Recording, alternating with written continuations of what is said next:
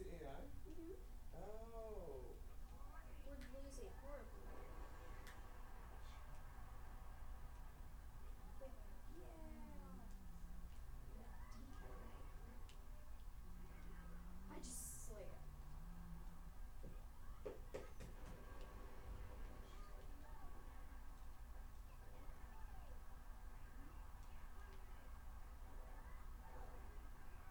You can't let me get it in. We have to. Oh, we are.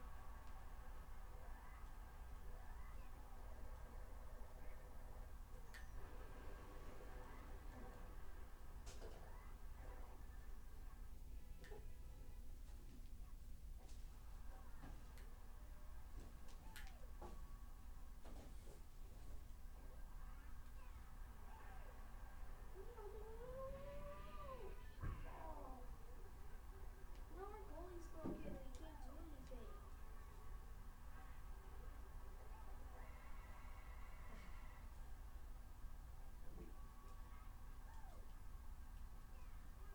Plus.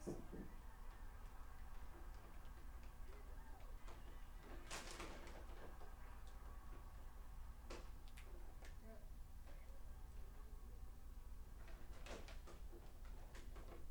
What are you doing? Yeah, you got it right where the ball is so good.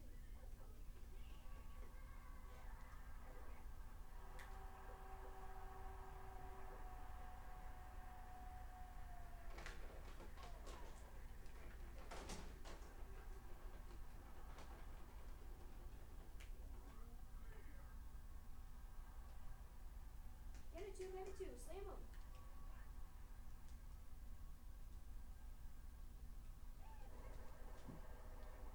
Ah. Oh no, you didn't. How am I the only one that didn't get hit during that with any of the electricity?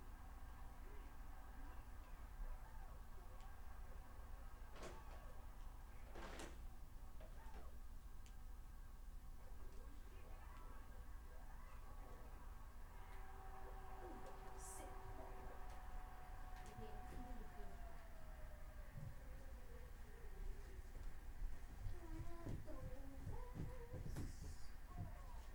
Question is, how old are they? Are you trying to poison us? Just started. I wrapped them up tight so they wouldn't get too soft. Like a baby, you're getting good at it. Like a baby? You wrap up baby cereal with stale? Yes. Is that a thing you guys do downstairs I should know about? Sure, why not? That's why Jane always comes back smelling like a burrito. So fresh.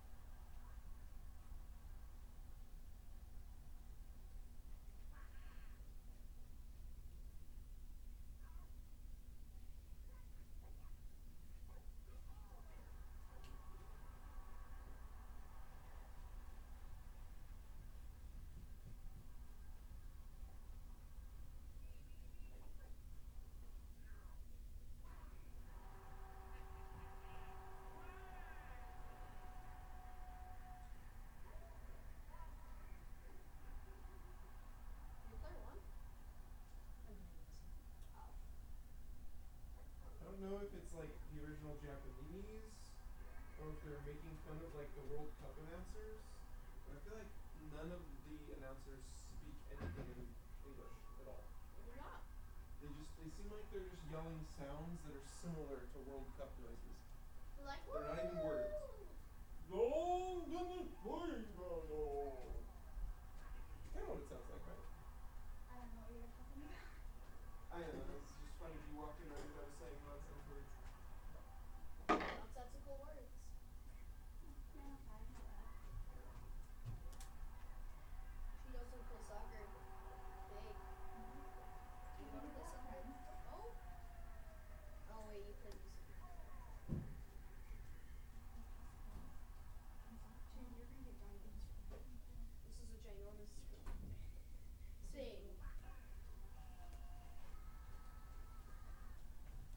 Did you have that haircut last time? Yeah.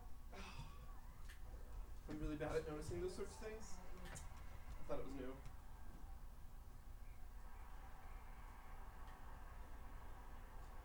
Oh, that feeling so excited. If I told you I was Waluigi the entire time, what would you do? Hmm?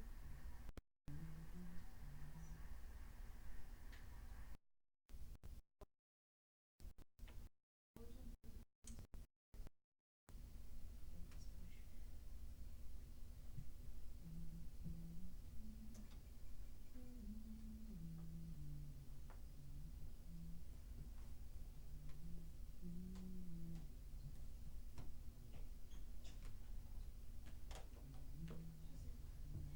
When you get that promise. Huh? When you get that promise. Oh, you're going to? Yeah, we're gonna head to Use the potions and we're gonna get Austin. It's like a logo. And one of my vlog was Shaggy the Minstrel with me. Yeah, I was doing Mount Check Jack. it. You never did. But you're doing it next week, right? Yeah. I don't think it has Are one. you? Okay. Okay. You're on my team. Yeah, I am. Whose team are you on? I was with Lex's team. Oh,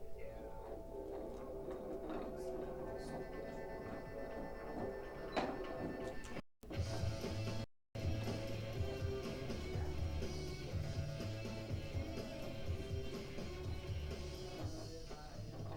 Alright, we're back.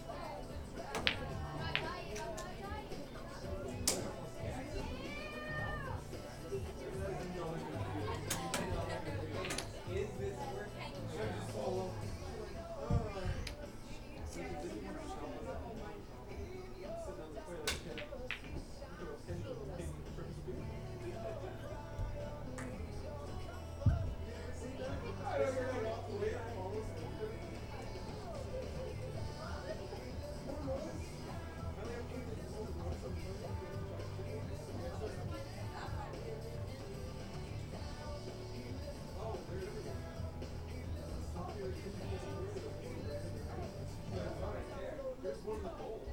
No, not the other. Oh, the hand basket. Yeah. There's a drawer to the right. Oh. Far into my pocket. My parents think so. Here you go. Maybe someone actually knew where they go. It does smell like pancakes.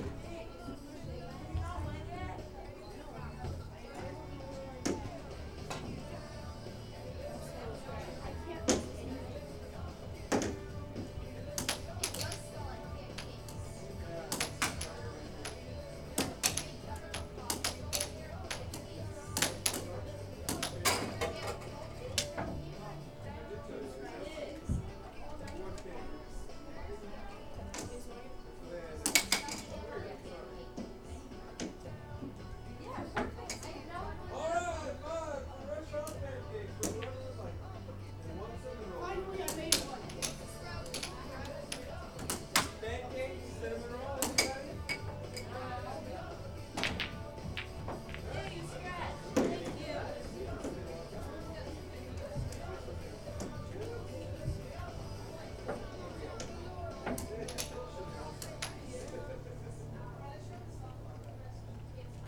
I was just standing there, and then I killed you.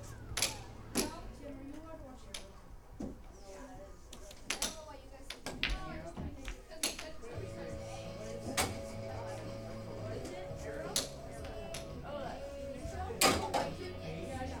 Stop it. Stop it the other time. Why is it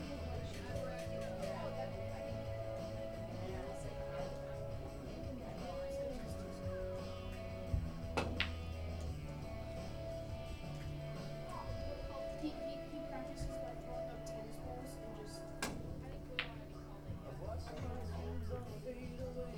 My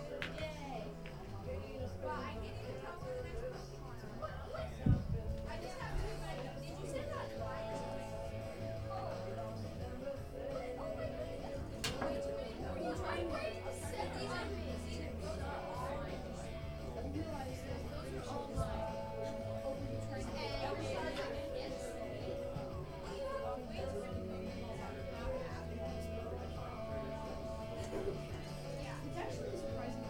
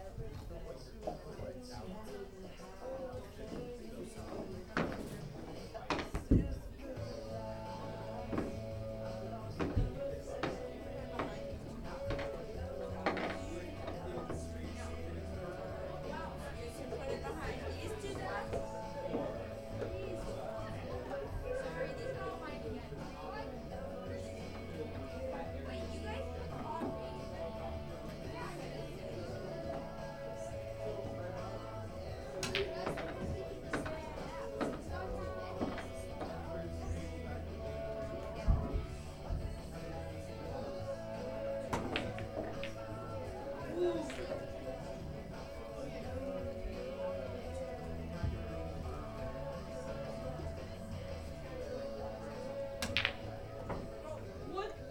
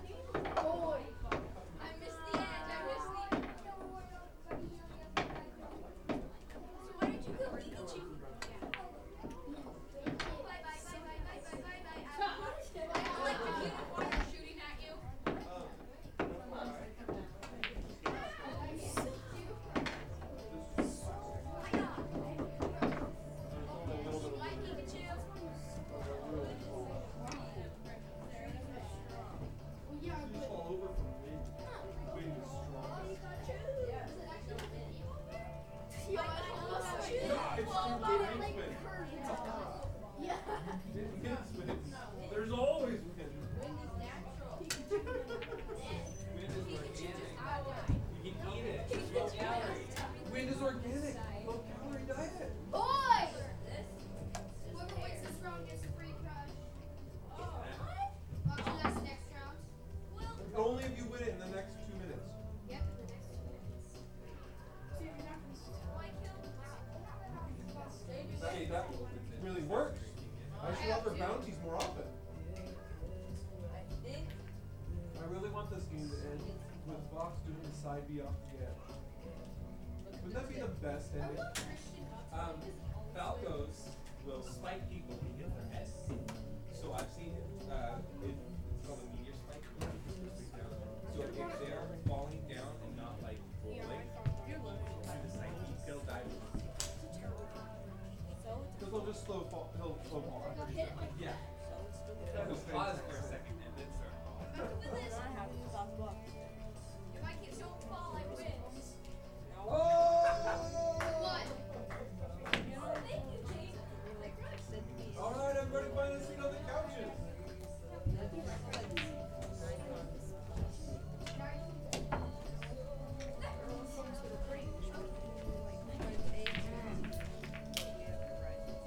I'm very good at all.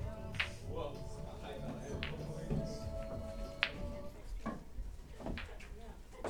Just throwing it out there. If you guys haven't been paying attention, we do a different album every month, and these are just fantastic albums we love. Great music, great lyrics, great bands. This one is called Underdog by Audio Adrenaline, and it's just got some really like fun music on the album. So check it out when you have time.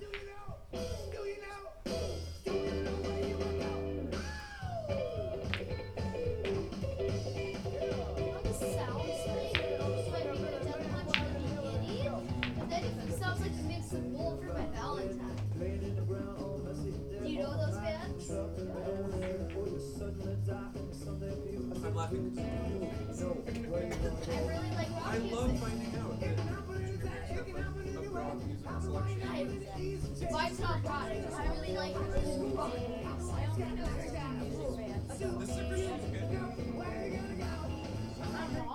This guy sang so loud at concerts for so many years, he can't sing anymore. So like his albums are, how would you put that? They're They're rare? yeah, it's like Picasso got his hands blown off in a mining accident or something. There's only gonna be so A many things mining sung by accident. this man ever, and I love his voice. It's so gravelly and fun. His hands got caught in the canopies. But it's Picasso. He doesn't. He's a painter. I guess it isn't mine either, so I don't really know where I was going. I don't know where the In a mine. turpentine fire? Like, what should I have gone with? He stuck his hair in the blender. What was the first thing that came to Perhaps mind? a painting accident. Define painting accident for me. It was Picasso, so he would have just cut his own hand off. Too true, wife. Too true. All right. And on that note, And on that note, let's talk about God. All right, everybody needs a Bible. If you don't have a Bible, get up and get one, and then you can find your way back to your seat again. You turned it white, you listened to And me. then you're like, Daniel, why didn't you tell me I needed a Bible before I sat down? And then Daniel's like, it's church, you always need a Bible. Daniel, you listened to me, you put it as white. That tune on my head. You're awesome. Well, A, yes. B, the second it came on the screen, I did. Like, the second it came on the screen. I know. So, anyways, Yeah. not a big deal. I like it.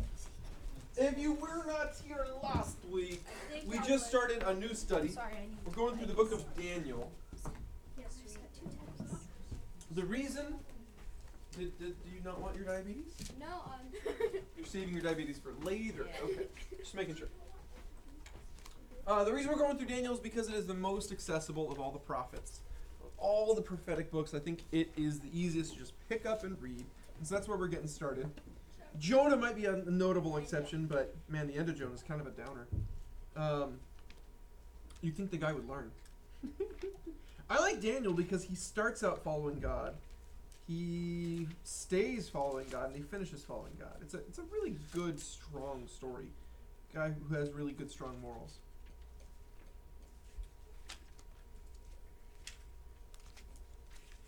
So, Daniel chapter 2. If you guys missed it last week, Daniel is a Israelite. Israel Daniel. split into two countries. Upper was still named Israel. Not very confusing. The lower one was called Judah. That's where Daniel was from. His country, Judah, gets completely obliterated by Babylon. Gosh darn it. My Bible just ejected me. And as they obliterate Judah, they kidnap lots and lots of people. Daniel's one of the first people to get kidnapped because they had a focus in mind. They wanted to kidnap royal people, nobility, important families. And Daniel's also young, and so they think he's young enough they can brainwash him. They can get him to be like the Babylonians, think like the Babylonians, act like the Babylonians. So they bring him back to Babylon. This is a picture from the end of the book when he's an old man. But in the beginning of the book, he is not an old man. In fact, today's story we're going to see takes place in 603 BC when Daniel's only about 17, and he hasn't even finished the 3 years of schooling they intended to put him through. So this is after 2 years of schooling, not quite all 3 yet, which is notable because he's missing in the first half, and that's why. He's still off at Wise Man School, or whatever they called it. He hasn't graduated yet. All right, so read with me chapter 2. If you guys aren't familiar, this is our Bible timeline. This is just the Old Testament lined up for you. The Old Testament goes from creation. Oh my gosh, I swear I fixed this. I did a Control H. I did a find and replace. The same typo Well, comes it's a back. picture. Won't find on a picture. Huh? It's a picture. It's a what? Yeah, no, It's a picture. it's not a JPEG. I made that. It's a picture. I typed it all. How can you control F a picture? Control H. That too. Anyways, I'll fix it again. It's really saddening. All right. Anyways, so this is the portion of the timeline we're actually at. We're right around almost the 500s BC. We're still at the end of the 600s BC. And if the end at 603 confuses you, that's because BC is backwards. You count down in BC.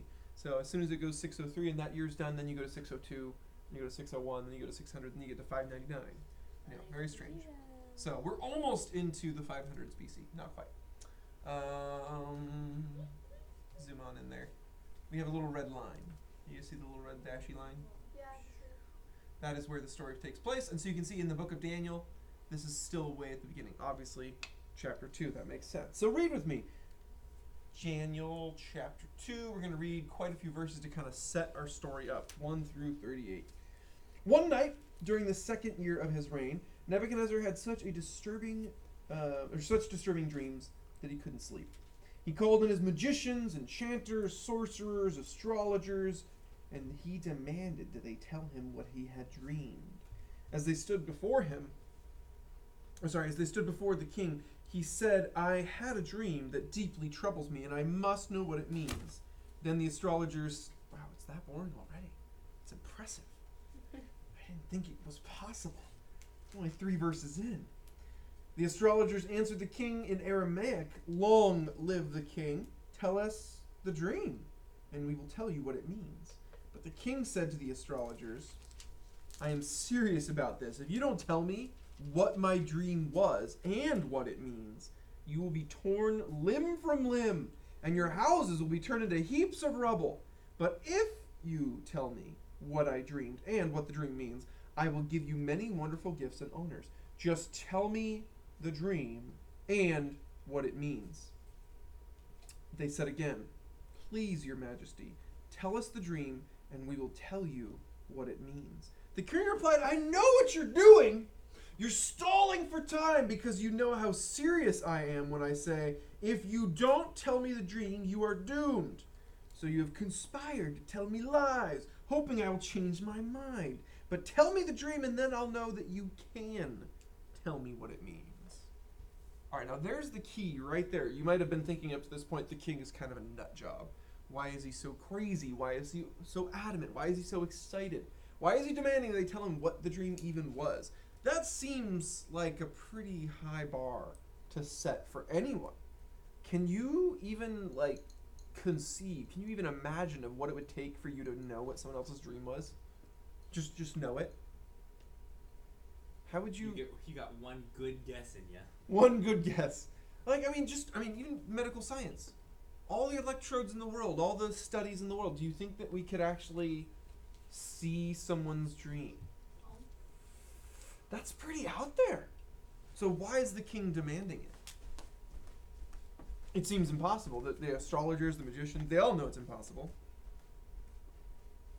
Why is he demanding this? You gotta think for just a few seconds. It's not too hard. He actually said it. If you guys weren't paying attention, you could reread it if you want. It's the last verse we read. Verse 11. Oh no, wait. My bad. Verse 9.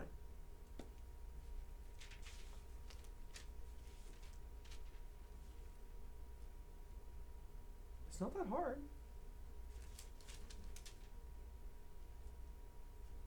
Yeah? I'm confused on what your question is.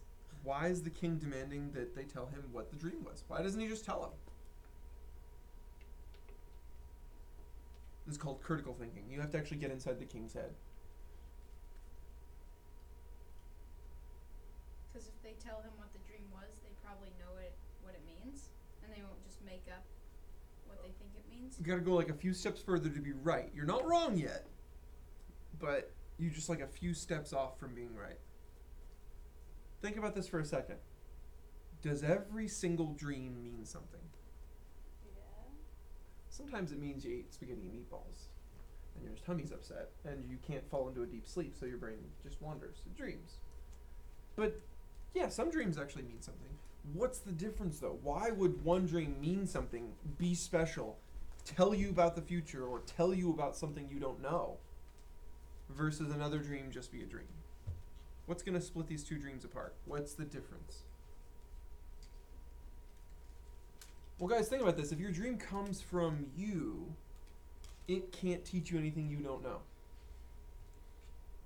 I mean, if it came out of your head, if your brain cooked the dream, you know everything that went into it. It's in your head to start with. So the only reason why the king would even care what's in this dream is if the dream came from not him. Does that make sense? He dreamt somebody else's dream. That's weird. He was He given dreamed a a dream, dream. is He what was he's within their assuming. dream. He was given a dream. The dream is too strange, too meaningful, too vivid, I would imagine, for him to think it was a normal dream. So he thinks he got the dream. It was a gift from somewhere, from someone. Babylon has many gods. The king worships many gods. And so he doesn't know who gave it to him exactly, precisely. But he's pretty sure this is a special dream. So if the dream came from outside of his head, that means someone else knows what it means. The being that gave it to him. The god, the angel, the whatever. Because he believes in many things. He's not sure what gave him the dream. So the way for an astronomer, astrologer, magician, wise man to know what the dream is just talk to the guy who gave the king a dream. And the only way you can prove you can talk to that person is if you would know the dream without asking the king what it is. So, think about this again. The king is basically assuming there is some higher power in the universe, some god up in the sky who's giving him this, and who gave it to him for a reason, and he just wants someone who can talk to that guy and figure out what the heck's going on. And if these guys in the room can't talk to that guy, then they're not going to know what the dream is. And if these guys in the room know what the dream is, that means they can talk to this guy, whoever's in charge, the god that gave him the dream. So he's looking for someone who's not just smart. No smart person can tell you what the dream is, but someone who can cross from this earthly existence and talk to someone who is not part of it. That's what he's looking for. And these guys claim to be able to do that. These guys claim to be able to talk to angels, demons, gods, spirits, to be able to talk to people from other dimensions. That's what these people claim. And the king's just asked them to do their job. Go ahead. Talk to everyone from the other side. Talk to every dead person you know. Talk to every god you've ever heard of. Tell me what my dream was. One of them gave it to me. And all of them say, it's impossible. Now, what is that admission really saying? That we're fake and we can't do that. That's it right I there. wonder how long they've been cruising on this kid. You know what I mean? Like, put on a magic show, tell somebody Do what some their dream tricks. means. Yeah, you know, yeah. red fire going on, and then like Tell them their future. sit back and relax for King, years I can on see the in your end. future you're going to be rich. Oh, I see a kingdom in your future. Ah, Oh, you're you're be gonna king. you're gonna conquer many places with your army. Well, you know, if the king hears he's gonna win, he's probably gonna go to war. And since he's one of the biggest, baddest kings around, he's probably gonna win. It's not hard to tell the king's future. it's really hard to actually prove you're doing it for real. That you're not just making it up, that you're not just saying it vague enough that everything works out. You know, you could tell the king he's going to have a great victory, and then when he loses a battle, all you have to do is come up with some excuse as to some smaller part in his life where he had a victory. Boom, your future telling was correct. Yeah, remember how you married that girl you wanted to marry? That was the victory I was talking about. Right. Not the military victory you lost, or battle you lost. So they were cruising, they were coasting, they're faking. And there's lots of them, and they're rich for it. They've been living off the king, and now he realizes, I've got a real test.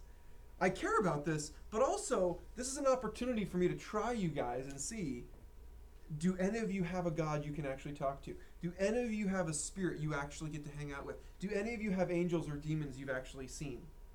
Or are you all just fakers? And now he's putting it to all of them. Any one wise man that could do it could save all their lives.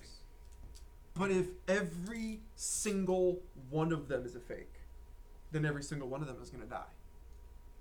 Does that make sense?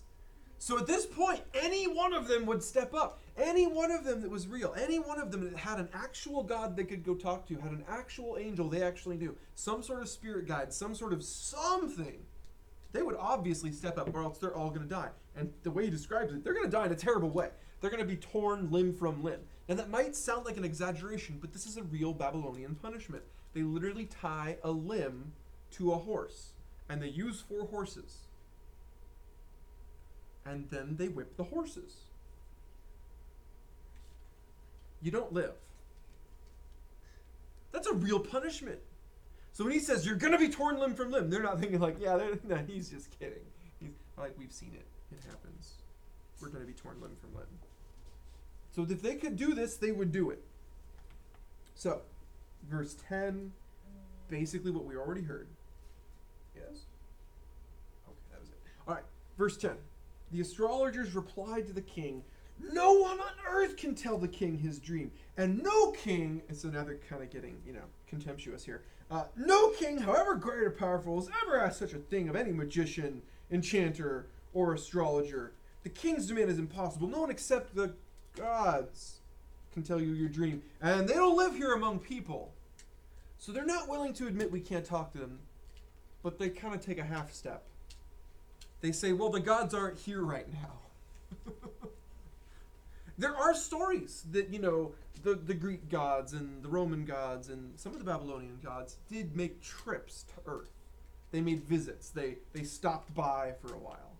But what they're claiming is, right now, there's no one here. They're all out at the moment.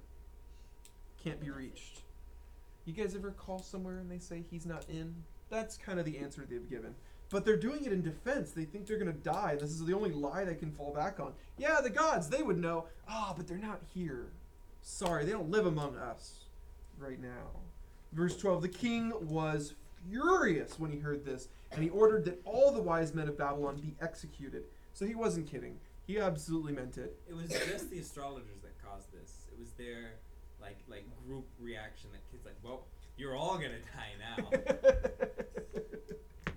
Oh, I love it.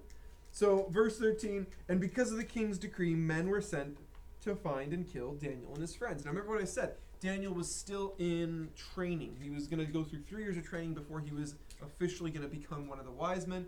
He was in year 2, somewhere in the middle or end of it. I don't really know. And so he's not with the group. He's not called in the middle of the night to answer the king's questions. He's just off at his place, wherever that is. His room in the castle, his building in the city, I don't know. But he's off at his own place. However, when the decree goes out, kill all the wise men, they cover him too in that decree. And I feel like that's unfair, but that's what Babylon is all about. And we're actually going to look at this as we pick apart the dream later. Babylon is built around this structure of a hyper-monarchy, where whatever the king says is absolutely 100% the law instantaneously. It doesn't have to be written. It doesn't have to be passed around. It doesn't have to be notarized and made official. The king says it, it's law. And this is what typified the Babylonian Empire. This is what made it what it was. The king's wishes were absolutely carried out with no exceptions. And that's a pretty big deal. Because even in other monarchies, there were other people who could second guess the king. There were other people who could advise the king, saying, no, I don't think that's a great idea, king. Maybe we should go this other way. In other monarchies we have today, there's a queen or a king, and then there's actually like a parliament or a congress or some other form of government that gets to make the real decisions. And what is the king or queen actually in charge of? Only a few small things. They don't really do everything. And that's kind of how we've got to now. And if you go through history, that's the direction it goes in. It starts with the absolute, the extreme, the hyper monarchies, and it gets closer and closer to today's modern, well, they're just kind of there for the look of the thing. And so the further you get into today, the closer you are to a king that really can't do much or a queen that really can't do much. But this is an old king, an old queen. This is BC. This king has all the power. So he says, yeah, kill all the people that have, that position of wise man. They do it.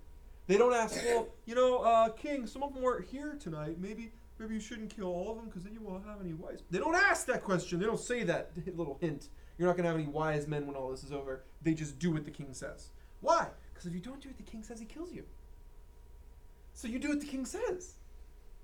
That's really simple.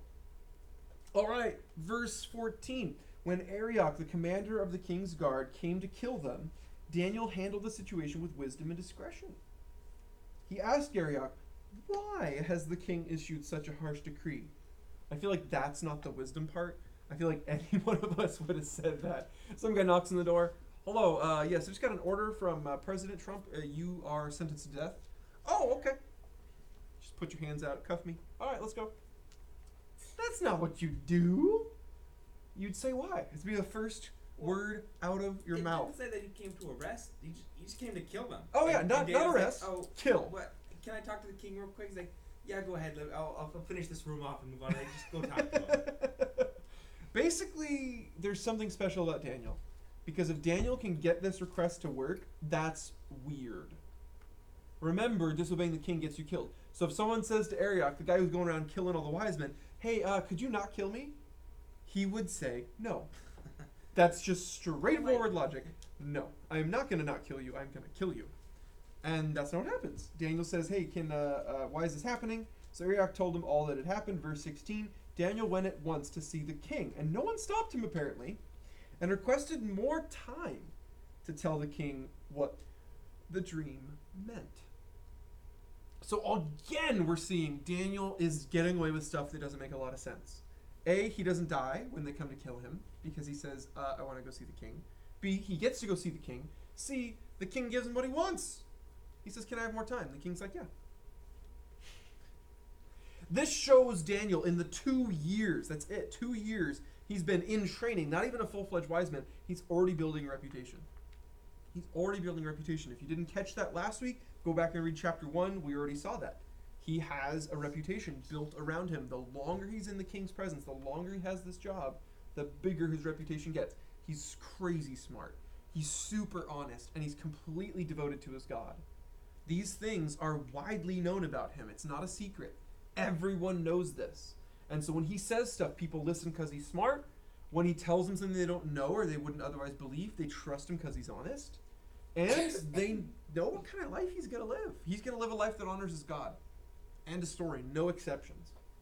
That's pretty cool to know about a guy standing in this position where he's advising a king that doesn't believe in God yet. Verse 17. Then Daniel went home and told his friends, Hananiah, Mishael, and Azariah, who apparently haven't been killed. But we'll keep going through the story, and what it turns out to be is that when Daniel asked for more time, he's not seen as an individual, he's seen as a representative. That's the detail we gain from later in the story. And so the king doesn't just put a pause on Daniel's death, he puts a pause on killing wise men. So when Daniel asks for more time, it's not like, king, can I have more time? It's, king, can you just wait a bit?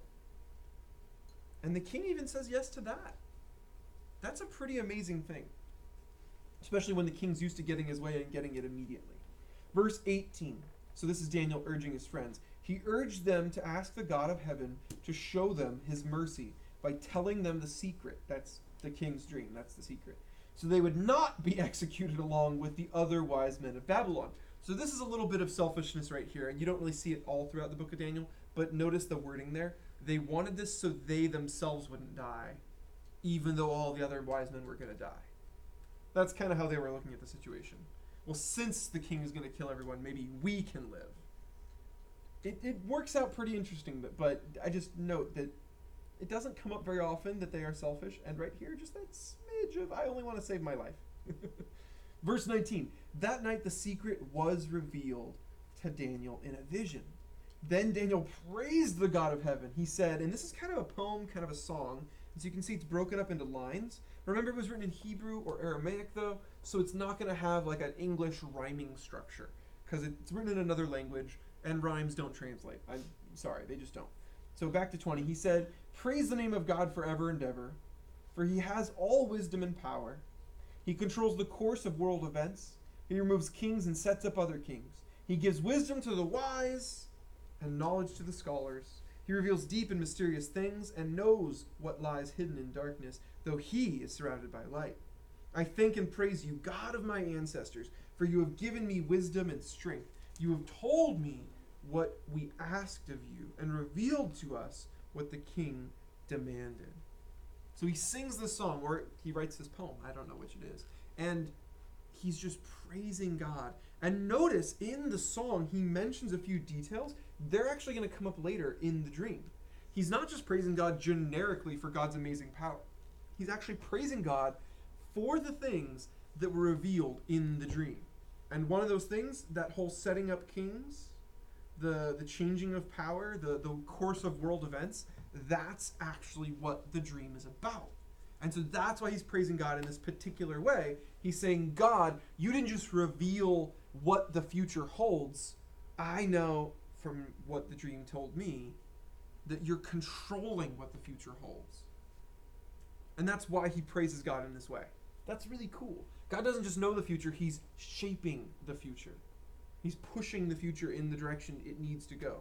Verse 24, then Daniel went in to see Arioch, this is the captain of the guard dude, whom the king had ordered to execute the wise men of Babylon. Daniel said to him, don't kill the wise men. Take me to the king and I will tell him the meaning of his dream. Boom, selfishness gone. He has the key to survival and now he wants to share it. That's pretty cool. Verse 25, Arioch quickly took Daniel to the king and said, I have found one of the captives from Judah who will tell the king the meaning of his dream. Did you guys catch what that guy just did? No? No? All right, let's play this back. Okay, watch the scene unfold. Okay, Daniel goes to Arioch. Arioch, I figured it out. Arioch's like, cool, let's go find the king. King, I found someone who can tell you what was your dream and what it means. Oh, he said that he found it. So in this system where the king is getting whatever he wants, the only way to get ahead is to impress the king. You're not going to get ahead any other way. The king has 100% of the power. So this guy's captain of the guard. He wants more than captain of the guard. I don't even know what's higher than captain of the guard, but he wants it. And so when he has a chance, when he has an opportunity, he goes into the king and says, I found this one. He's taking credit. Let's see how this works, because Daniel's going to do something completely opposite. The king said to Daniel, also known as Belteshazzar, I don't know if you guys remember last week, they tried to change all the Israelites' names from a name that honored God to a name that honored some other god. So like Daniel's name, Daniel, it means God is my judge. They changed it to Belteshazzar, and I'm going to probably get my wires crossed because there's 4 different names we talked about last week. It means Baal. Is it protects? Is that the one? I don't think it's Baal. Oh no, it's definitely Baal. It's not Baal protects, Oh, I don't think. that's. But I can't remember if the protects was it. Oh, it's not in here. Yeah, they don't tell you what they mean in this translation. Oh well. I'll have to go look it up some other time. Oh well, should have memorized that. It was, he's a servant of Baal. Is that the servant one? Because there's like a protects one, there's a There's servant the one, protects ones, and there's then who is like And Aku. then there's the moon god. Yeah, Aku's the moon god. Who is like Aku? There's 2 Akus, and then there's Baal, and then there's Baal protects and then servant. there's like another Nebo or Yeah, Nebo. Nebo was the 4th one. Yep. Yeah, so Daniel's definitely Baal. I just can't remember what it had to do with Baal. But anyways, it was changed from a name about God to a name about Baal. Dumb. But yeah, that's what they did. They called him Belteshazzar. The king says, "Is this true? Can you tell me what my dream was and what it means?" Verse 27, Daniel replied, there are no wise men, enchanters, magicians, or fortune tellers who can reveal the king's secret.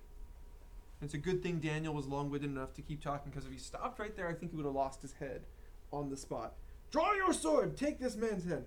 Verse 28, though, Daniel keeps going. "But there is a God in heaven who reveals secrets, and he has shown King Nebuchadnezzar what will happen in the future. Now I will tell you your dream and the visions you saw as you lay on your bed." Impressive, right? He doesn't take credit. From the start.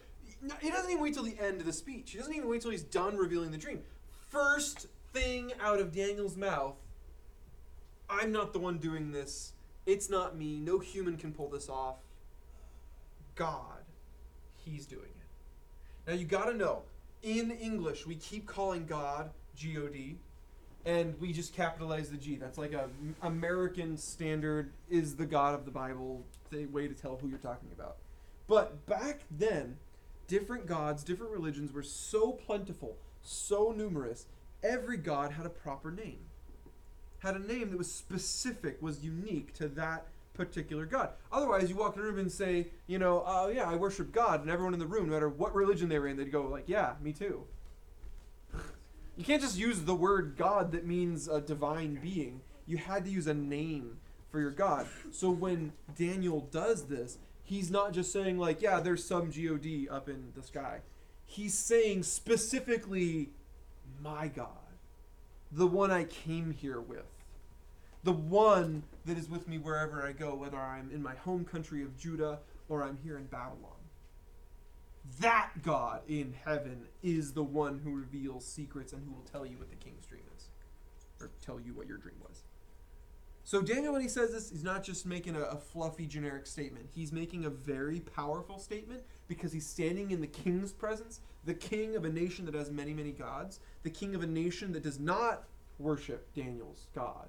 So he's not just giving God the credit, he's giving God the credit in front of the guy who could kill him for giving God the credit. What? Think about that for a second. The first thing out of his mouth is not what the king wants to hear. It's not the dream. It's not the meaning of the dream. The first thing out of his mouth is the thing that's going to get him killed. That's brave, but it's also really smart. You always start with the bad news, because then you can follow it with the good news. So yeah, totally bold, totally fearless, but he's also just a really smart guy. Daniel's not dumb. He's 17, but he is mature. He is wise. All right, so here we go. Let's see this dream. Verse 29. "While your majesty was sleeping, you dreamed about coming events." Another translation could say, as you were going to sleep, or as you were lying down, you were thinking about future events. The translation here is not clear. We're dealing with Aramaic. It's a much fuzzier language than Hebrew. We don't have as many samples. But either way, yeah, he's dreaming about future events. Okay, rest of 29. "He who reveals secrets has shown you what is going to happen." So Daniel says, God gave you the dream. That's why God knows what the dream is. God knows everything, but you'd think he'd know what the dream meant if he gave him the dream. So yeah, God's the one who gave Nebuchadnezzar the dream. Nebuchadnezzar doesn't even believe in God, but God gave him the dream. Check out why. "And it's not because I'm wiser than anyone else that I know the secret of your dream, but because God wants you to understand what was in your heart." So this is the deal. Nebuchadnezzar is thinking a good thought by God's standards. God likes how Nebuchadnezzar was thinking. He was thinking, what's coming after me? Whoa, unselfish thought alert. He was a king who's completely selfish, and one night he starts thinking, what about when I'm dead? What about when I'm over? What about after me? And God's like, whoa, I need to reward this. This guy who's like defined by selfishness is having a non-selfish moment. And so God gives him exactly what he wanted to know. King Nebuchadnezzar wants to know the future. He wants to know what's coming next. He wants to know what's down the road. And God's like, here you go. Here's everything that's coming. For hundreds of years, Nebuchadnezzar, I will build you a timeline. That's what the dream is, guys. It's amazing. Check this out. In your vision, this is verse 31, Your Majesty, you saw standing before you a huge, shining statue of a man. It was a frightening sight. The head of the statue was made of fine gold. Its chest and arms were silver. Its belly and thighs were bronze, and its legs were iron. And its feet were a combination of iron and baked clay. As you watched, a rock was cut from a mountain, but not by human hands. It struck the feet of iron and clay, smashed them to bits. The whole statue was crushed into small pieces of iron, clay, bronze, silver, and gold. Then the wind blew them away without a trace, like chaff on a threshing floor. But the rock that knocked the statue down became a great mountain that covered the whole earth. That was the dream. Now we will tell the king what it means. Your Majesty, you are the greatest of kings. The God of heaven has given you sovereignty, power, strength, and honor. He has made you the ruler over all the inhabited world and has put even the wild animals and birds under your control. You are the head of gold. Now, why would he say you're the greatest of all the kings? You're the highest, the kingliest. Anyone have any ideas? Do you guys think maybe it's because his kingdom is like the biggest empire of all time? It's not. It's not the biggest empire of all time. In fact, as we continue through the interpretation of the dream, like what does the silver part mean? What does the bronze part mean? What does the iron part mean? You're going to see his kingdom is dwarfed, and then double dwarfed, and then triple dwarfed. His kingdom is not the biggest, so why would he be considered the greatest king? Yeah? I think because that's what he wanted to hear from Daniel. That would be hilarious if Daniel just like fluffs up the dream and makes it all pretty. No, there's actually some real stuff going on here because the king got the gold. God could have aligned those metals and put them in any order he wanted, but he said, Nebuchadnezzar, you're the gold. And so he is ranked top. And the reason is not the size of his kingdom, it's not military might, it's his position as king. His kingliness is second to none. No other king after him is going to be as in charge as he is. Every government after this is going to be a little bit more built on rules and laws even the king has to follow. Built with a Congress that even the king has to answer to. Built with a parliament that gets to make decisions and the king can't even make decisions. This is just going to keep on getting more and more diverse and less unified in the king. And so King of Babylon, this guy, this emperor, Nebuchadnezzar, he's the gold. He's the most singly in charge person that will exist for hundreds of years. And that's why he's said to be the king, the top one, the most impressive. So, after the Babylonian Empire that has this big swath of land, and if you're not familiar with your world maps, this is the Mediterranean Sea. This is the top of Africa, like Egypt right up in here. This is the Middle East. And then if you press up this way, you'll get up towards Russia. If you press up this way, you get into Europe. If you press out this way, you get into Asia, India, China, out there. So you're right here in the northern part of the Middle East. And it's a pretty big kingdom. He conquered a lot of this himself, Nebuchadnezzar. Some of the kings before him did a little bit of conquering locally, but he was one of the big expansionists who just went out and took over whole countries and said, you're mine now. I own you. It's a pretty big deal. So yeah, Nebuchadnezzar, scary, crazy man, but definitely knew how to be a king. That part he had down. Then we get into verse 39.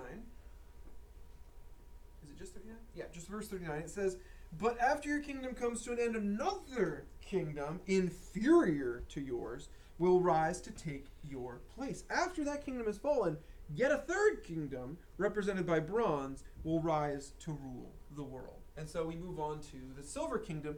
This is going to be the Medo-Persian Empire. That's where the Medes and the Persians, join forces, create a collaborative empire, and then go out and conquer. They conquer all of Babylon, but then they keep going. So they already had all this area back here. We've got Afghanistan, Pakistan, Tajikistan, Uzbekistan, Turkmenistan. Some of these I don't even know. Stan, in case you guys are wondering, local language for country. Like we would say farmland, America land, Dingerville means like city. We have like these endings that mean something. Stan just means country. So yeah, all their countries end in stand. That's not a mistake. That's because it's a country. All right, so we have the Medo-Persian Empire. They're humongous. They're classified by being silver, and we actually see this even in the book of Daniel. If you go towards the end, you actually get to see some of the Medo-Persian Empire because Daniel lives that long. He lives to see the takeover. The Medes and Persians come in and destroy the kingly line of Babylon and just take over the whole country. Daniel's still alive. So when this happens, we get some of the Medo-Persian Empire written into the book of Daniel, and we find out the king has to follow certain rules. Now, he is completely in charge of setting those rules, but what's so interesting is, once the king creates a rule, he can't take it back. The rules are written, and then whatever's written is unchangeable. So instead of the king being 100% in charge like in Babylon, now the law is 100% in charge. The king can write the law, but the law is actually the highest power in the country, not the king. Weird, right? You'd think like if he could just make the rules, he could just make a counter rule that undoes the first rule, but that's not how it worked. Once he made a rule, that was a rule. You couldn't just undo the rule. Crazy. But yes, that's the Medo-Persian Empire. So in this weird ranking system of power, totalitarian power. It's a hard word. Yeah, Babylon was tops. Medo-Persian, it was a bigger empire. It lasted longer. Didn't matter. It didn't have the same amount of power in the kingly position. Yeah. I was reading ahead. Yeah. And I read that the golden head was he said he was the kingly one. Mhm. Well, as it goes down, you have the bronze chest, it was the iron chest, and then it just goes. No. Slow down. So, gold head, silver arms and chest, Silver arms and chest. bronze belly and thighs, Okay, that's what it was. iron legs, iron and clay feet. And it was talking about how each as it goes down. So, like the feet were the iron is strong, but the clay is weak. So they're strong in some areas, but they're weak in the others. While as the gold, the head was strong in all areas. Yeah, and don't forget, it's a timeline too. So you're traveling through time as you go down this body. And so the feet of clay and iron are like a further on period Yeah. for the iron section. Does that make sense? Like it starts strong, it ends weak. Kind of have a timeline there. It's pretty cool.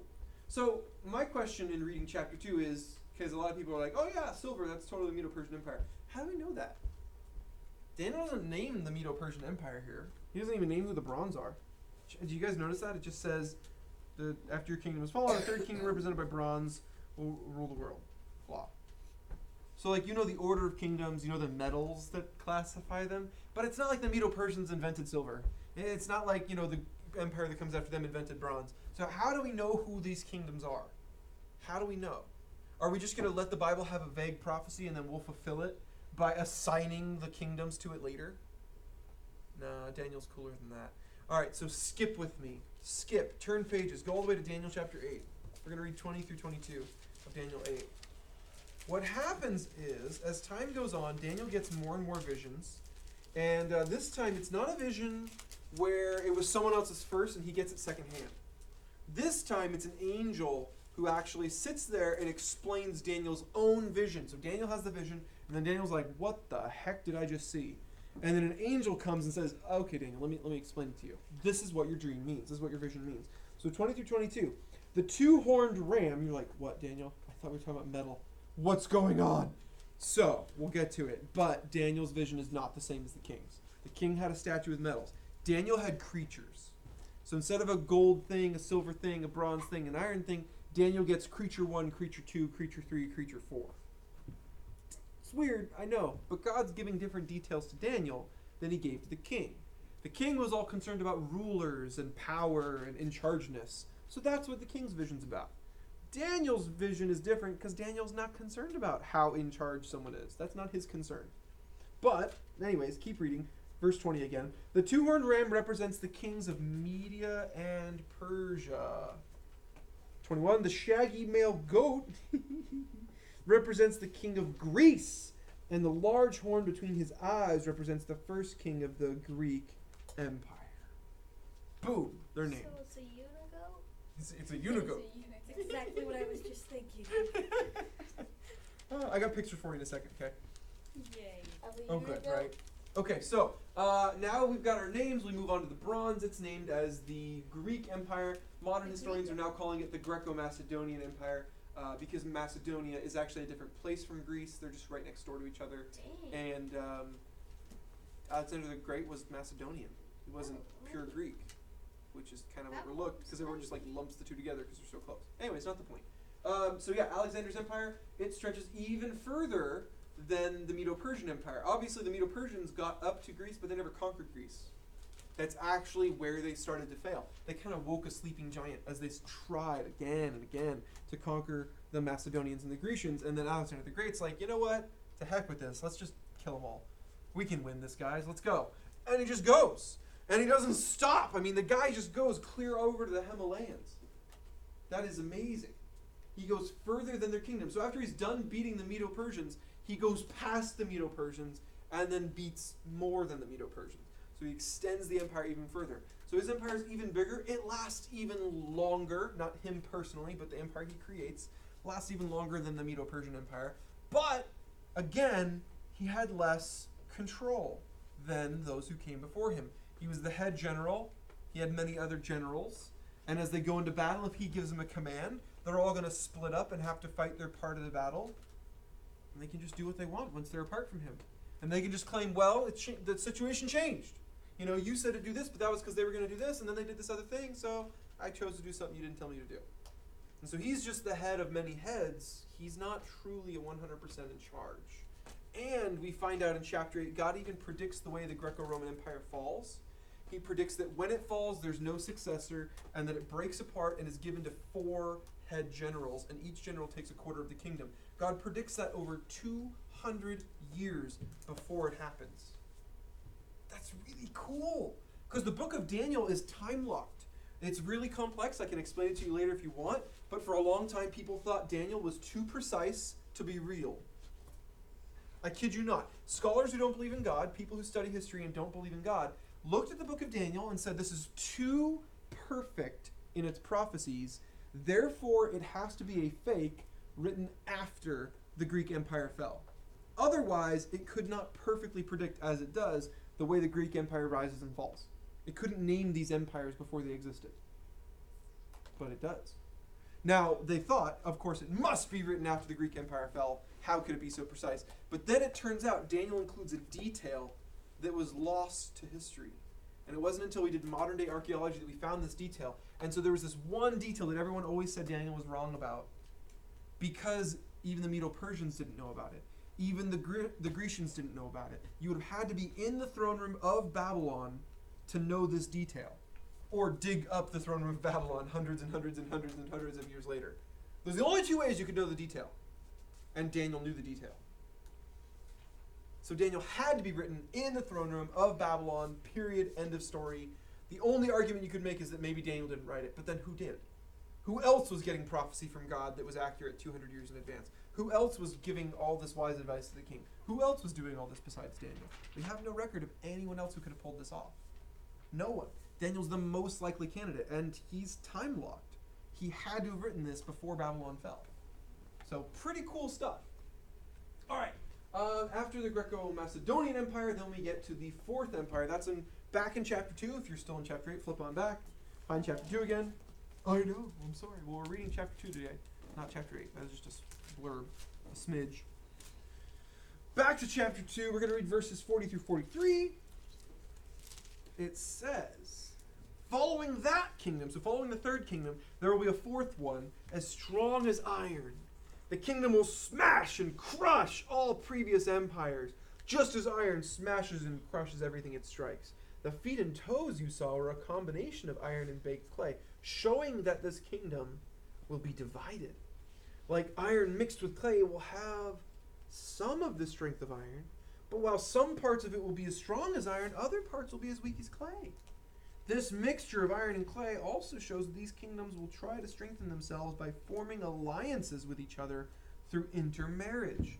But they will not hold together, just as iron and clay do not mix. Interesting. That is a lot of detail, given that what we're talking about here, the 4th empire, is the Roman Empire. And that is close to 350 years after Daniel wrote this book. And the details he gives are insane. That it's going to crush all empires previous. Yeah, it is. It took over the other empire, the silver one that came before it, or bronze one that came before it. That covered this landmass.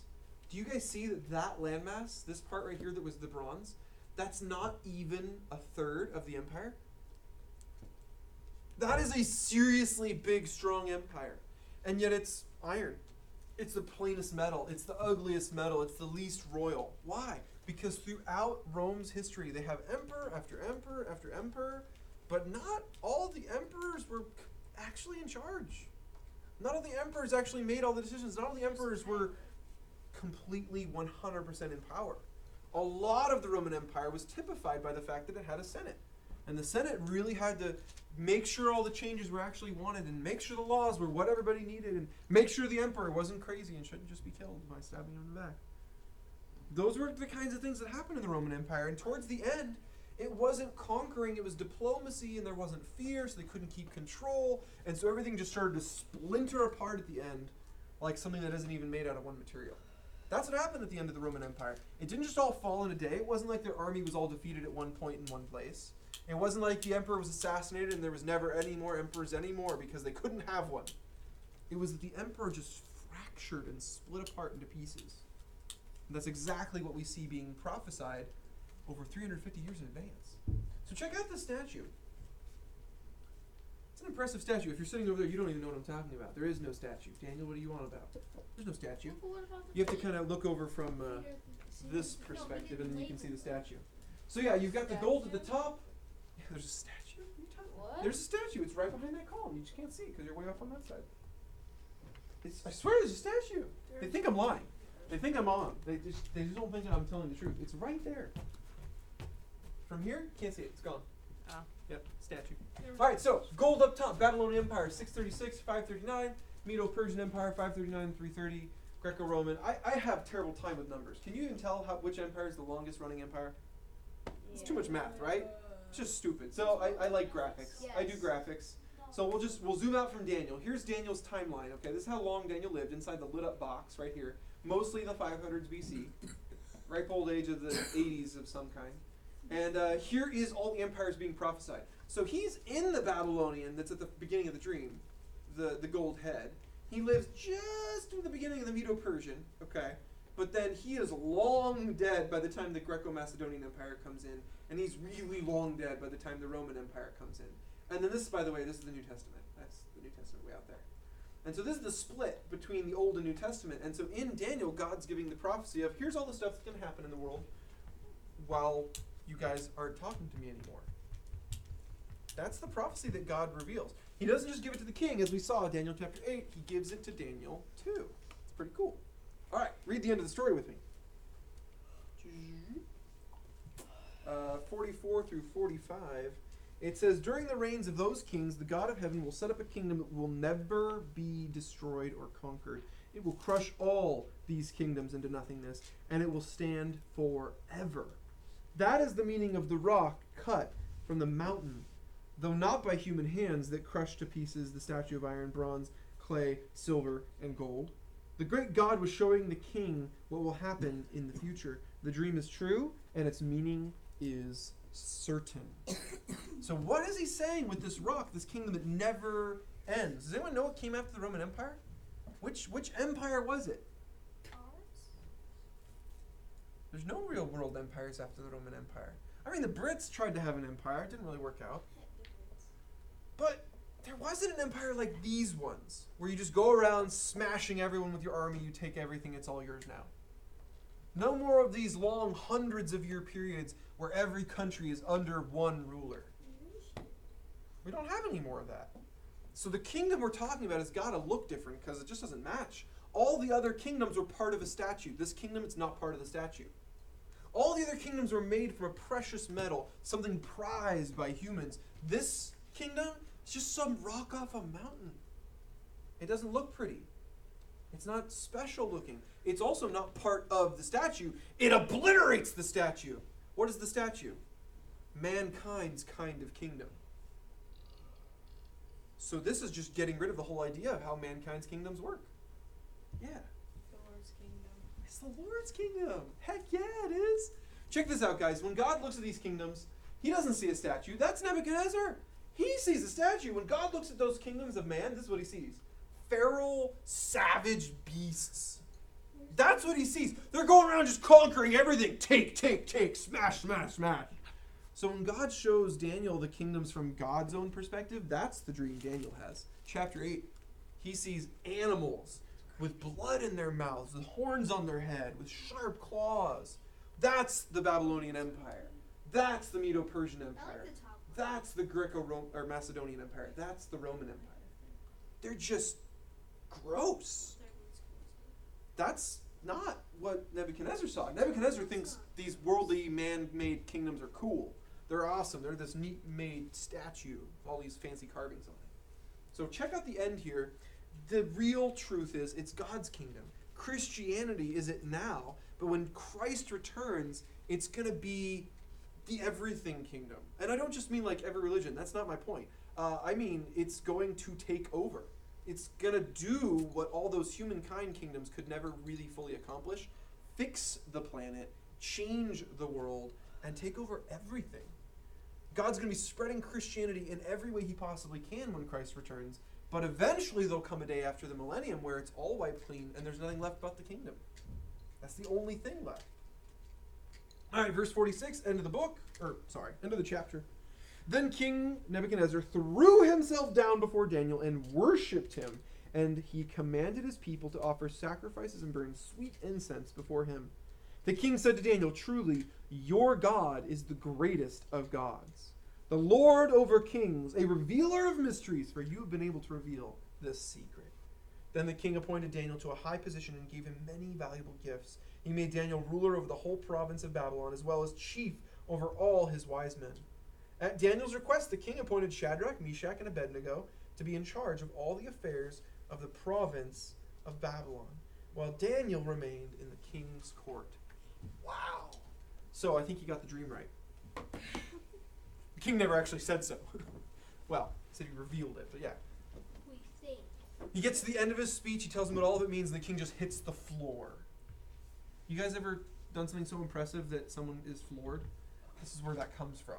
You push them on the back and then they're floored. No. That's not how it works. So this is the deal. God Almighty knows all. No exceptions.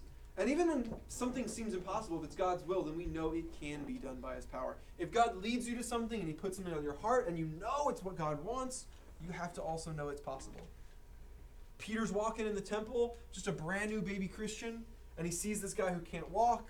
He's like, I know God wants me to heal that person.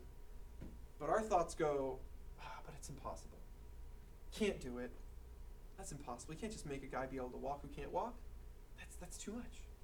But Peter knew this truth. If it's God's will, impossibility has nothing to do with it. God's going to use his power if it's his will. It doesn't matter if it's impossible for you. It's not impossible for God. And then second, we should never forget to give God the glory when he decides to use us in part of his plan. Remember, that was the first thing that Daniel said. Not what the dream was, not what the dream meant. The first thing, God's doing this, not me. God's doing this, not humans. Humans can't. Only God can. And so that's really the best thing you can do in any situation. Anytime someone pats you on the back, anytime someone says, good job, anytime someone says, wow, thank you, you're amazing, you say, no, God's amazing. And they'll be like, whoa, man, calm down. Seriously, people don't know how to handle that. People aren't used to people giving God the credit. It's not normal. But that's not really what matters. God didn't ask us to be normal.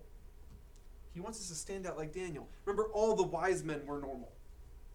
They were fakers, they were liars. They're just people getting by as best they can. Daniel's honest. Daniel worships God no matter what. He's the weirdo.